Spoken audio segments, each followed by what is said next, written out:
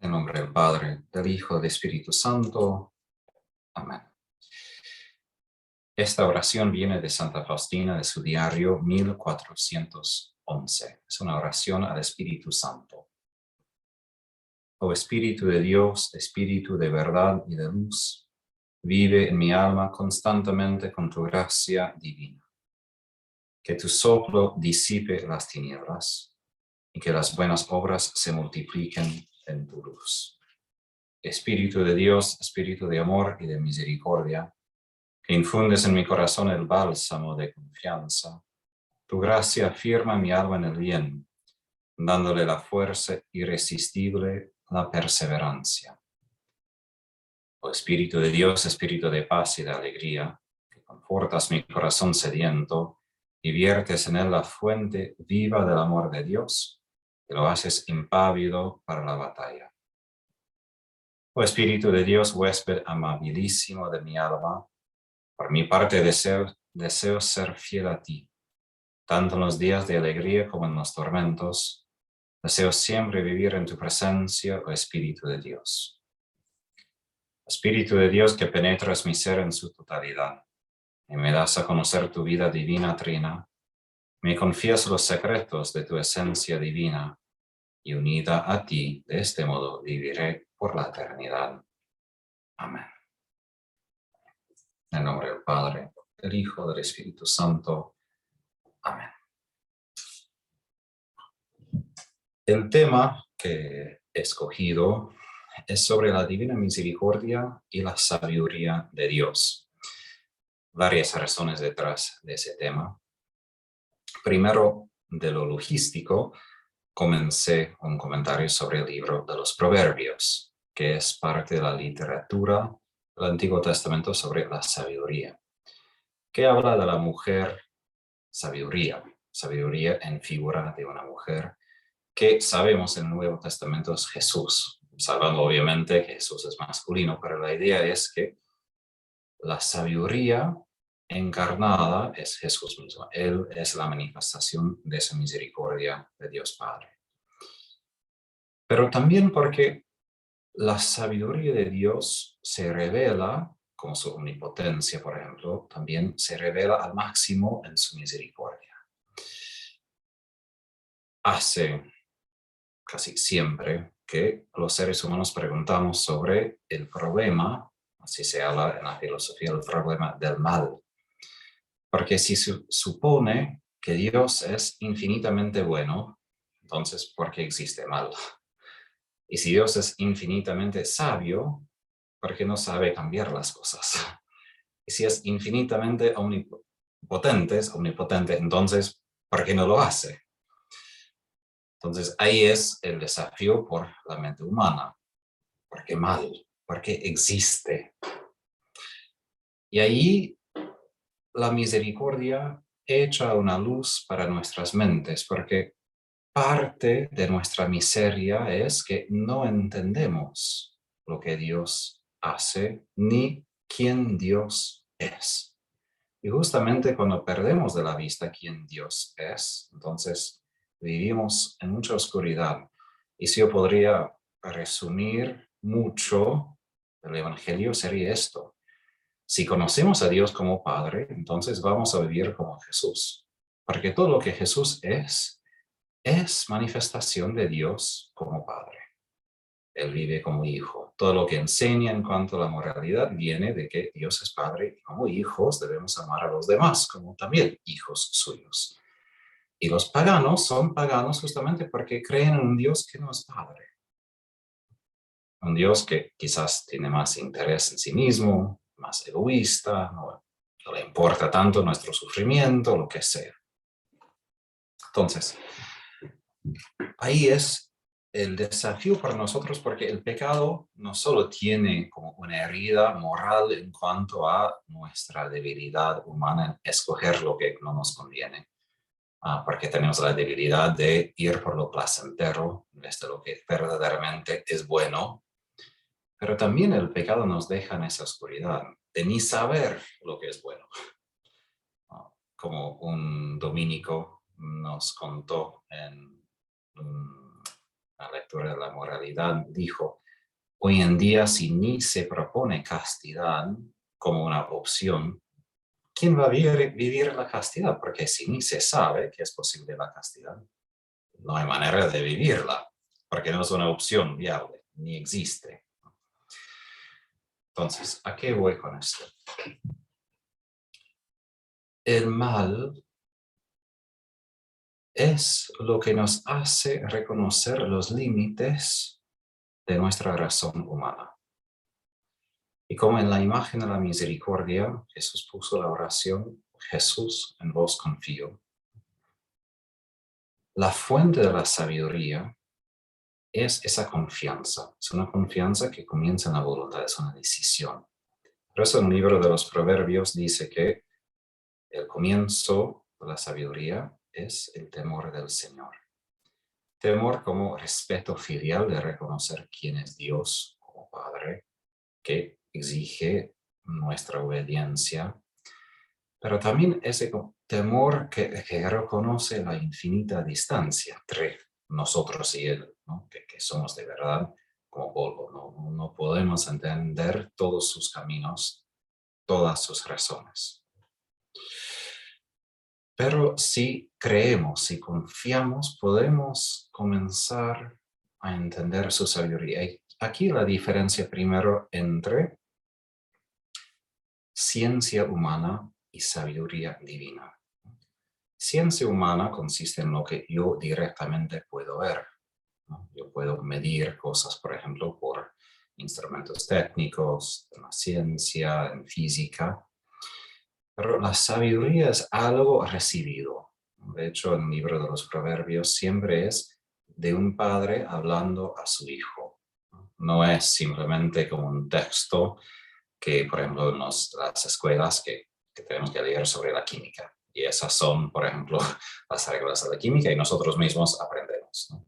La sabiduría, primero, es algo recibido de un padre que lo transmite a través de la palabra, también a través de su ejemplo. Pero como digo, el mal muestra nuestros límites, que hay una oscuridad que nosotros no podemos pasar. Y ahí que arrodillamos en la humildad y decimos, Jesús, en ti confío, es un acto de humildad también intelectual, porque no podemos entender todas las razones que el mal existe. Y de hecho, Papa Benedicto escribió una cosa para mí bien importante sobre mal y dijo que justamente el bien siempre va con la verdad. Y la verdad tiene lógica, pero el mal no va con la verdad, va con la falsedad. Y justamente como tal, el mal carece de lógica. Si uno preguntaría, si tenemos todo perfecto en Edén y era perfecta la situación, ¿para qué arruinarla? De punto de vista meramente lógica, no tiene ningún sentido. ¿Para qué perder el paraíso? No hay razón. Obviamente podemos dar razones, pero al fin de cuentas, simplemente un antojo, digamos, ¿no? Bueno, un capricho, eso quiero, punto final, pero carece de esa lógica. Y eso justamente es parte del pecado, es la inversión, pero el opuesto de la jerarquía, ¿no? En vez de comportarnos según lo que de verdad es lógico, nos comportamos según caprichos que arruinan la orden del mundo que Dios creó, una creación. Revuelvo.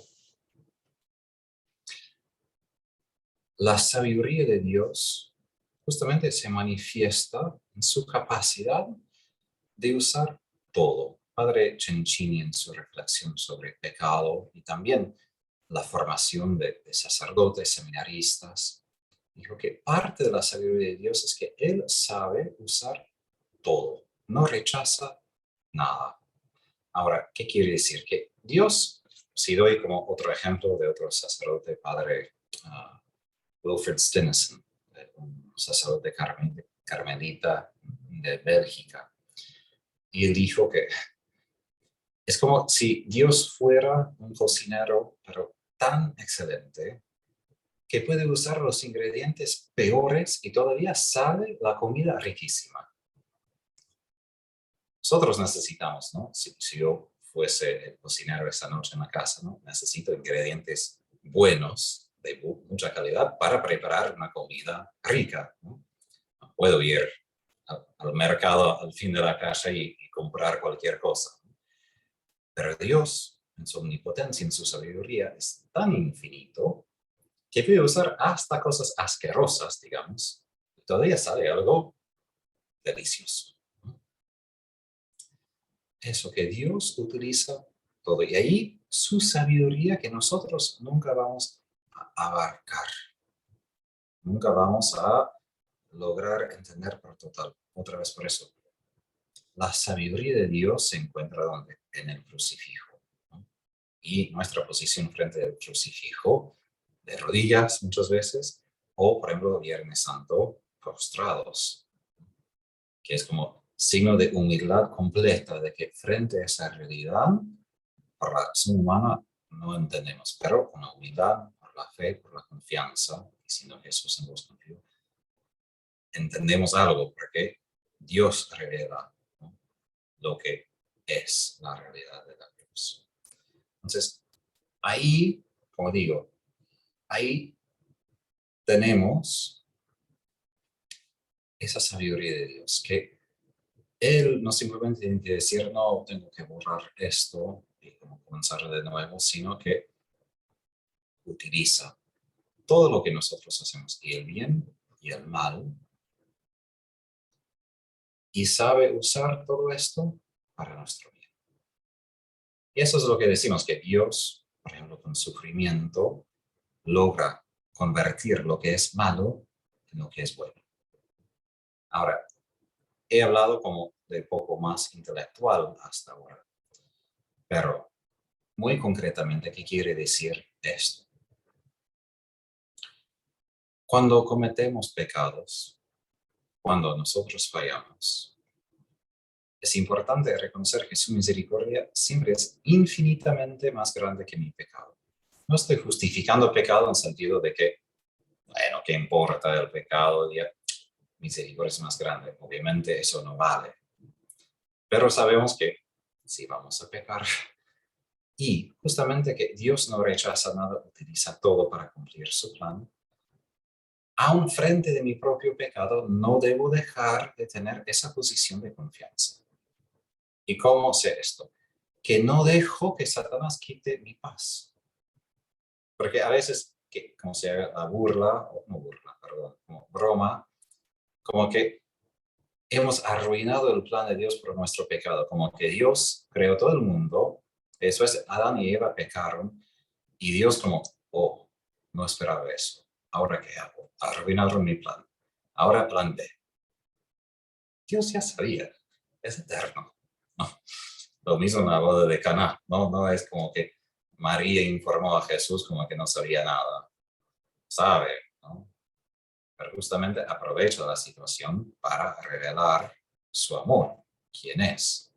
Eso justamente es la realidad de su sabiduría, de que, ¿por qué Dios permite el mal? Porque el mal es una oportunidad para Dios, ¿para qué? Para manifestar, revelar quién es Él,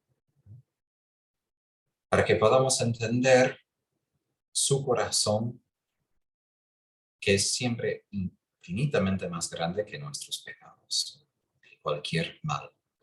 Y nosotros entendemos las cosas mejores, de manera mejor, cuando, por ejemplo, hay oscuridad y luz, ¿no?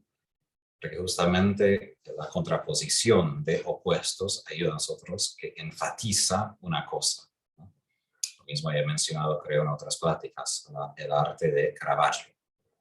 Chiaroscuro en italiano, claro oscuro en español, que tiene un punto de luz en el medio, digamos, y todo oscuro. Pero esa única parte de luz justamente revela el centro de su pintura, de su arte, ¿no? Entonces, toda la oscuridad, como la imagen de misericordia, enfatiza, porque no hay fondo en la imagen original, solo es negro.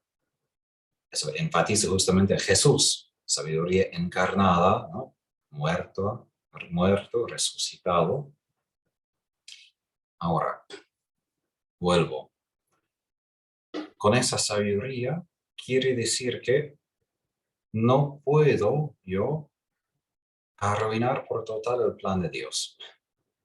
La única cosa que puedo hacer es arruinar mi propio destino, es decir, excluirme a mí mismo de participar de su plan. ¿No? Eso es infierno.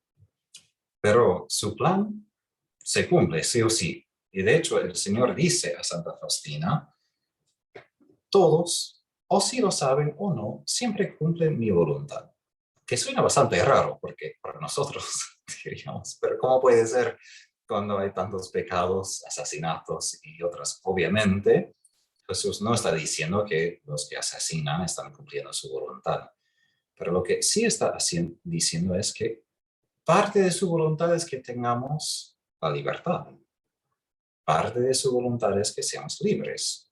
Y eso involucra que podamos pecar. Entonces, su voluntad involucra esa libertad. Y aún así, con nuestra libertad, Él puede ejercer su libertad para cumplir su plan.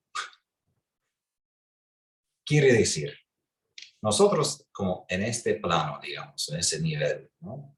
Todas nuestras decisiones, ¿no? Pero Dios en su sabiduría tiene su libertad que ni infligiendo ningún daño a nuestra libertad, dejándonos en total libertad, todavía logra cumplir su plan, aun si nosotros intentamos fracasar. De hecho, esto es la cruz. La única cosa que era cierta para Dios, entre comillas, es que si Él intenta hacer algo, lo vamos a arruinar. Sí o sí, somos expertos en esto. Entonces, Dios, ¿cómo cumple su plan de redención? Envía a su Hijo, sabe que lo vamos a matar, y justamente sabiendo que vamos a pecar otra vez, utiliza ese pecado peor de toda la historia para cumplir su plan de redención para la salvación de todos. Y justamente Pablo dice en su carta a los Corintios de que si Satanás y los poderosos de ese mundo habrían sabido ese plan de Dios, no hubieran crucificado a Cristo. Pero justamente como Jesús es la sabiduría de Dios encarnada, entonces no lo vieron. Por eso también Dios quiere de nuestra parte esa confianza, porque Él no puede, por ejemplo, revelar todo de antemano. ¿Por qué? Porque si nosotros lo sabemos, también Satanás lo va a saber y puede arruinar su plan. Entonces, justamente para que se cumpla el plan de Dios, tiene que esconder parte y pedir de nosotros esa humildad de dejar a Él en libertad. Que Él haga lo que quiera, porque sabemos que Él puede ser perfecto, aun con todas las cosas imperfectas, rotas, arruinadas. Como digo, el crucifijo es, justamente, Jesús llevó todos nuestros pecados sobre su carne, sus hombros, los llevó a Dios Padre. ¿Qué fue el efecto? Redención. Entonces, ¿qué quiere decir en cuanto a sabiduría, confianza de la divina misericordia? Debemos hacer lo mismo cuando nosotros encontramos que hemos cometido pecado, cuando tenemos pecado sobre los hombros, digamos. ¿A dónde vamos? Directamente a Dios. Eso va en contra de la experiencia humana de que no nos acercamos a la persona que hemos dañado, ¿no? Porque la persona va a estar enojada, con razón. Hemos hecho mal, nos va a retar o castigar. Pero la sabiduría de la misericordia justamente indica la dirección completamente opuesta, de ir con todos nuestros pecados, con la culpa a Dios, no para decir, no importa, pero justamente reconociendo, si he pecado, necesito que me sane y no voy a ponerme mejor evitando a Él o intentando aparte como mejorarme, porque no puedo, solo Él me puede salvar. Entonces, cuando peco, tengo otra oportunidad a recibir su misericordia. Otra vez, aquí, la sabiduría infinita de Dios que sobrepasa nuestra lógica humana, que Él aprovecha aún de nuestros pecados para revelar quién es. Amor misericordioso, infinito. Y así debemos nosotros mirar nuestros pecados así. No para decir, bueno, no importa si peco, pero así, de que hasta mis pecados me pueden acercar a Dios. No por sí, porque el pecado en sí no, pero justamente porque Jesús se acercó a mí en mi pecado y hizo de mi pecado un lugar de encuentro con Él, mi Redentor. Hay un lugar en el diario donde Santa Faustina hace un propósito, ¿no? A la mañana en su meditación de no pecar de cierta manera.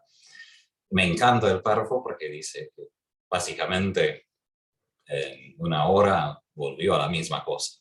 Esas son las cosas que me consuelan de los santos, que honestamente revelan que también fracasan como nosotros seres humanos, pecadores.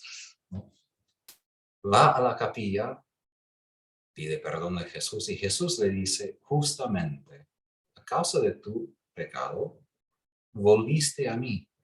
Si no fuese por tu pecado, no hubieras venido, ni te hubieras humillado.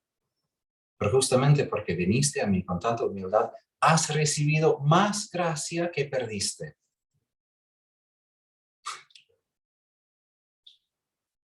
Solamente sabiduría de Dios puede utilizar y como diseñar el mundo de tal modo de que hasta mi fracaso me acerca a Él. Mi parte nomás es abrir los ojos a reconocer, Él ya está. Porque muchas veces lo que pasa es me caigo y después me flagelo, me castigo, tengo miles de pensamientos, después yo me esfuerzo que tengo que ponerme mejor y nada de esto me ayuda en realidad. Solo me encierra en mí mismo, en mi propio yo, en vez de entregarme en las manos de Dios, porque lo que Jesús hace en un crucifijo es lo que nosotros debemos hacer, entregarnos a Dios tal cuales somos, no mejores, no más limpios. Por eso la confesión, ¿no? Confesión es el lugar donde nos entregamos tales como somos, con todo lo peor. ¿Y Dios qué hace? Perdona, no nos reta, nos perdona. Entonces, Santa Teresita, el Niño Jesús, ella, al fin de su vida, siempre en mi mente reto a la hermana que dijo eso a Santa Teresita. La hermana la retó, la corrigió, porque aparentemente Teresita había perdido algo de paciencia. Yo pienso, por favor, la mujer está padeciendo tuberculosis, está muriéndose, y te quejas que pierde algo de paciencia. Como los argentinos dicen, déjame en paz. Sería mi respuesta, pero Teresita, como santa, escribió que justamente tomó esto como otra oportunidad a recibir más de la misericordia de Dios. Yo habría enojado y perdido el momento de la gracia. Había corregido a la hermana. Otros quizás se habrían desanimado pensando que, uy, al fin de la vida todavía vuelvo a pecar, ¿cuándo voy a ser perfecto? No, porque todo eso hace que miro a mí mismo otra vez. Eso dije en la charla sobre la lucha espiritual. Al fin de cuentas, todas las trampas de Satanás son para mirarme a mí mismo, en vez de mirar a Dios.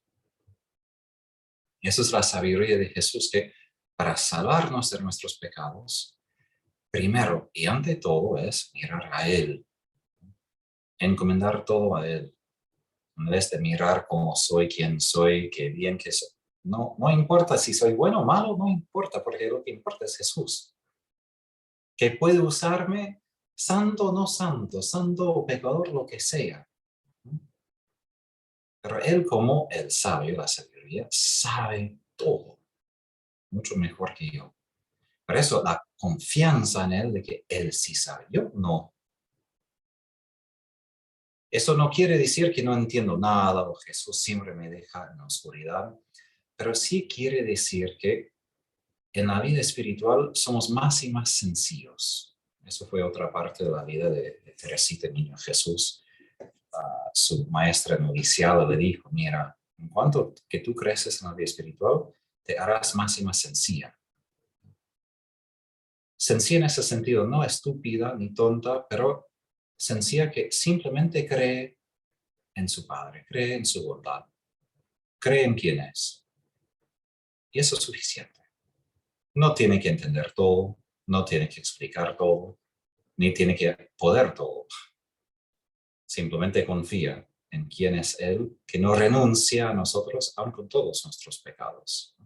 Nosotros podemos renunciar a Él, pero Él no a nosotros. Como Pablo dice, porque no puede negar a sí mismo, porque Dios es fiel y no puede no ser fiel.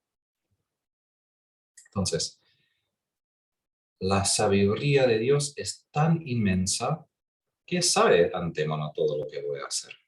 Él no se asusta, yo me asusto cuando peco. Porque muchas veces tengo una imagen de mí mismo de que soy perfecto, o casi perfecto, un poquito más y llego. Y después cuando fracaso es como, ¿cómo puede ser? Yo pensé que no iba a hacer esto. Esa actitud revela más mi soberbia y revela cuánto estoy fuera de la realidad de mi mente. Los santos no se asustaron por su pecado, porque nunca creyeron que eran mejores de lo que son. Por ellos no fue una sorpresa que pecaron, porque, bueno, así somos. ¿Qué hay que esperar? De hecho, toda la Biblia no cuenta las hazañas de los hombres. De hecho, cuenta nuestros fracasos y cuenta justamente la sabiduría de Dios frente a nuestros fracasos, que Dios siempre puede usar todo lo que le damos, todo. De hecho, eso es la razón, no voy a entrar mucho en ese tema, pero la Iglesia tardó mucho en utilizar la idea de virtudes, porque virtud justamente en el sentido griego enfatiza la excelencia humana, que somos capaces de algo como excelente. Y bueno, justamente en la Biblia vemos que no somos tan excelentes, que Dios nos puede hacer excelentes por su gracia, por su amor, pero por sí no somos. Y así Santa Teresita reconoció que no tiene nada de virtud, no tiene nada de méritos, de algo que puede decir eso es mío. Porque aún todo esto viene de Dios, viene de su misericordia, viene de su amor. Entonces ella nunca vivía con esa imagen de sí misma de que, ay, soy tan perfecta. Sí, yo creo que entendió que era santa. Hay como pruebas de esto, de que dejó ciertas pistas a sus hermanas sobre reliquias, ¿no? Entonces entendió la obra de Dios en su vida, pero entendió así que es santa por la obra de Dios, por lo que Él está haciendo en ella. Y así es una cosa importante en cuanto a nuestro propio camino espiritual y la misericordia de Dios. Y es que santos no son los perfectos, santos son los que saben confiar en la sabiduría de Dios, de usar todo lo que somos. No es que hemos llegado a ser tan perfectos, sino que como imperfectos sabemos entregar todo esto en las manos de Dios para que Él haga lo que quiera. Es decir, confío. No tengo que arreglarlo, repararlo. Sí, con su gracia puedo hacer, pero primero es entregar. Siempre primero es entregar y después cooperar con Él. Pero eso paso es fundamental y muchas veces intentamos primero arreglar, reparar miles de cosas y ahí es la trampa. Porque no sabemos, eso es por eso necesitamos la sabiduría de Dios, porque ayer, creo, anteayer, que yo estaba rezando sobre un problema personal. Y bueno, como soy inteligente, digamos, tengo doctorado y cosas, siempre intento como resolver la situación, pensar, mejorarla. El Señor me dijo, Tadeo, deja eso. Que estaba rezando ayer, anteayer, y con ese problema personal, yo suelo intentar repararlo, resolverlo lo más rápido posible. Y Jesús, con mucha ternura, me retó diciendo, deja de intentar repararlo, resolverlo, manejarlo, porque piensas que sabes, pero no sabes, porque cada vez que lo intentas, es una solución a corto plazo, digamos, y después vuelve de otra manera. Entonces, entendí el Señor pidiéndome, ¿de verdad crees en mi misericordia? ¿Crees en mí cuando dices, en ti confío? ¿Me entregas? Porque la idea es que muchas veces como entrego, pero lo retiro. Entrego, pero lo voy a intentar, ¿no? Y justamente Santa Faustina dice que la sabiduría, la cima de la sabiduría de nuestra parte es saber amar a Dios.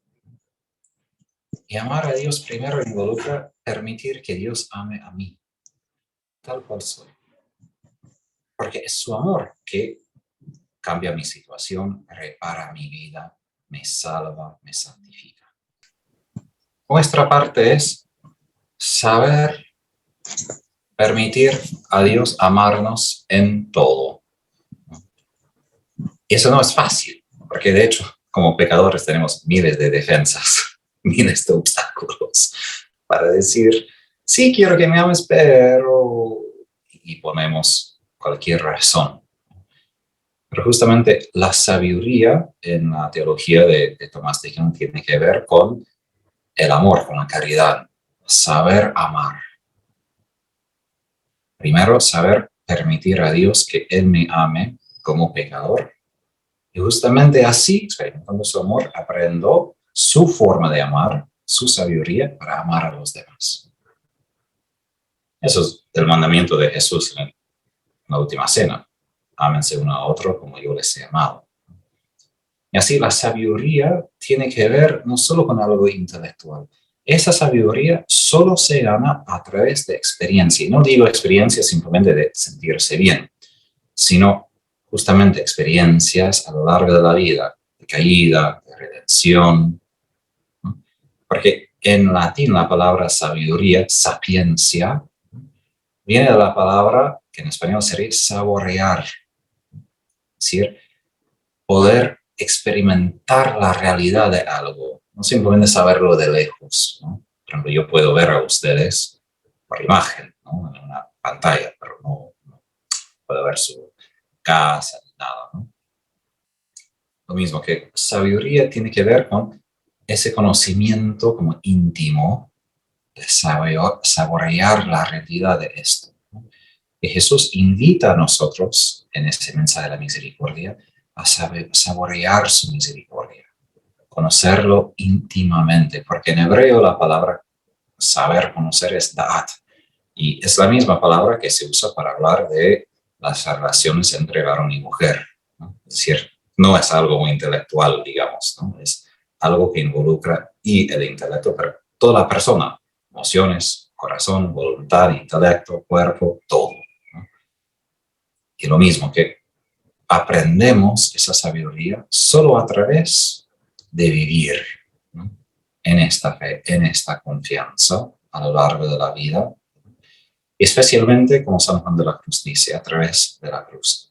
Porque él dice, todos quieren como llegar a esa sabiduría, ¿no? Porque si hablamos, todos dirían, sí, obvio. Pero dice él que justamente antes de llegar a esa sabiduría hay que pasar por la selva del sufrimiento, que es la cruz, porque esa sabiduría divina se ubica en el crucifijo y ni en otro lugar.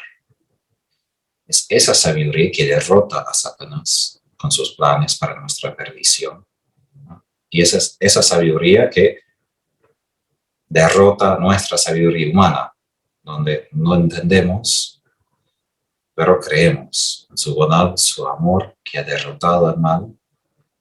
Entonces, el problema del mal no es un problema, porque a fin de cuentas, justamente, es parte simplemente de la realidad, porque nos creó libres, con decisión, capacidad de decidir.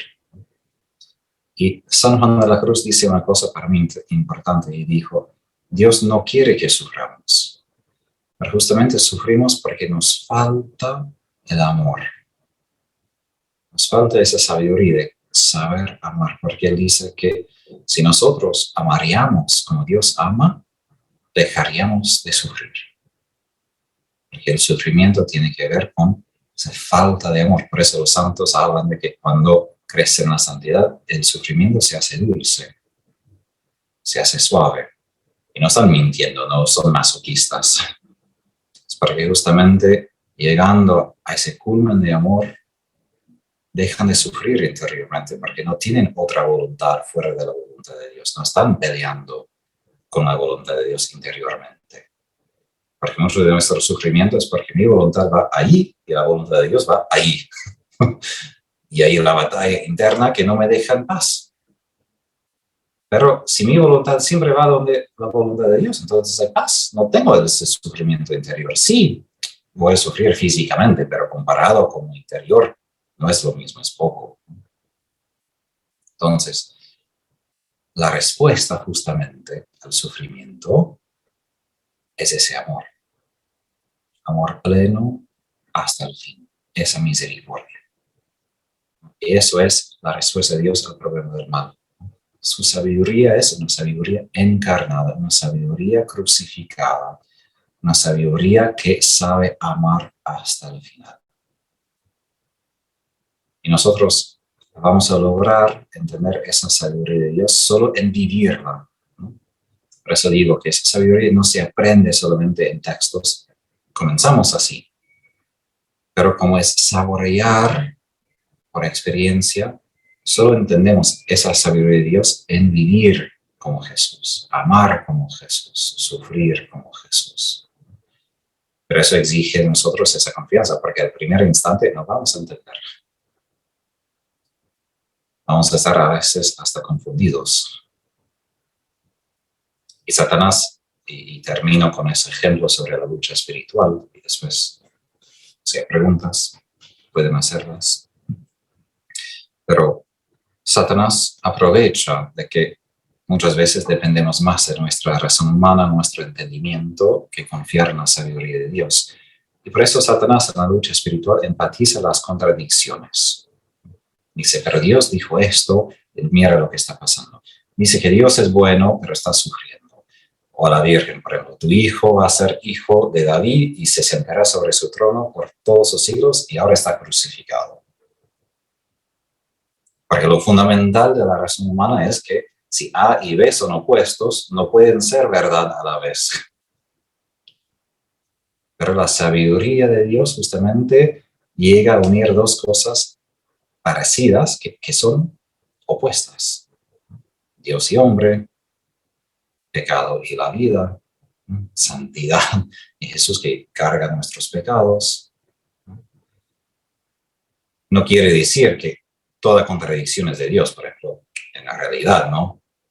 Uno no puede estar en pecado mortal y también unido a Dios. Hay contradicciones en la realidad, pero hay otras contradicciones que simplemente manifiestan las paradojas de Dios. El crucifijo es ese lugar oscuro donde encontramos el límite de nuestro entendimiento, donde no entendemos, donde hasta parece contradicción y hasta blasfemia, porque Jesús fue crucificado por blasfemia. Pero ahí Dios pide confiar como hizo la Virgen, y así la Virgen derrotó a Satanás.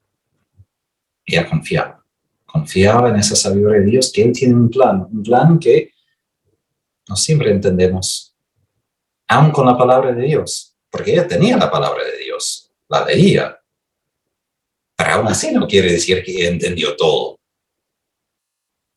pero confiaba en esa sabiduría que sabe integrar todo, usar todo, hasta el mal, hasta permitir que Satanás exista y haga todas sus trampas y saber usar aún todo esto para cumplir su plan. Por eso Jesús pide esa confianza, no para negar que el mal es mal todavía. Pero Dios es tan infinitamente sabio que puede usar hasta mal como herramienta en sus manos para cumplir su plan.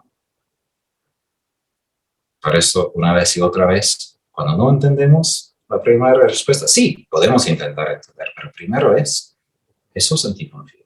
Pongo mi confianza no en mí mismo, no en mi entendimiento, sino en ti. Aquí hago como fin ese proverbio, como también el desafío en la oración.